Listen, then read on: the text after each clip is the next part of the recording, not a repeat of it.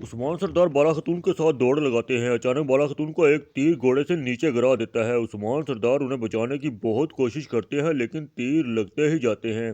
بالا خاتون تیروں سے زخمی ہو جاتی ہیں اور دیکھتے ہی دیکھتے بالا خاتون سردار کے سامنے کلمے کے ساتھ اپنے خالق حقیقی سے جا ملتی ہیں۔ یہ محض ایک خواب تھا۔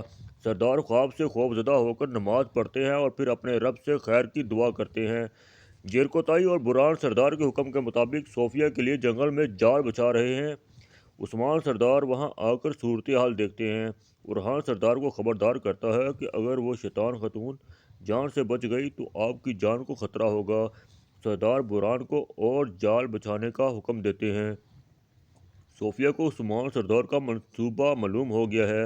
اس کے باوجود وہ سمجھتی ہے کہ سردار اس کی ہتھیلی پر ہے۔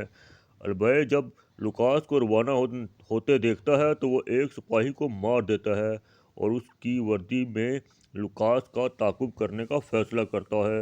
اسی دوران سوگات میں بیگم خاتون گونچا خاتون کو اس کی والدہ اور ہولوفیرا کے خلاف کرنے کی کوشش کرتی ہے، لیکن گونچا اس کی حقیقت جان لینے کے بعد سے پریشان ہے۔ عثمان سردار کراسی سردار کے ساتھ شکار کر رہے ہوتے ہیں کہ اچانک بران آ کر بازنطینیوں کے دیکھے جانے کی خبر دیتا ہے۔ عثمان سردار کراسی سردار کو بتاتے ہیں یہی اصل شکار ہے۔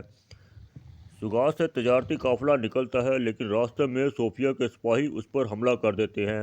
دوسری جانب البیہ کو لوکاس کا تعاقب کرتے ہوئے بالا خاتون پر حملہ کرنے کا پتہ چلتا ہے۔ وہ وہاں سے نکلنے کی کوشش کرتا ہے لیکن سپاہی جب اسے روکتا ہے تو وہ اسے مار دیتا ہے۔ لوکاس کو اس کی آواز سن کر البیہ کا پتہ چلتا ہے۔ البیہ لوکاس کا مقابلہ کرتا ہے لیکن لوکاس اسے زخمی کر دیتا ہے۔ البیہ سپاہیوں کو آتا دیکھ کر اپنی عقل مندی سے بھاگ جاتا ہے۔ البیہ زخمی حالت میں عثمان سردار کے پاس پہنچتا ہے اور صوفیہ کے منصوبے کے بارے میں بتاتا ہے۔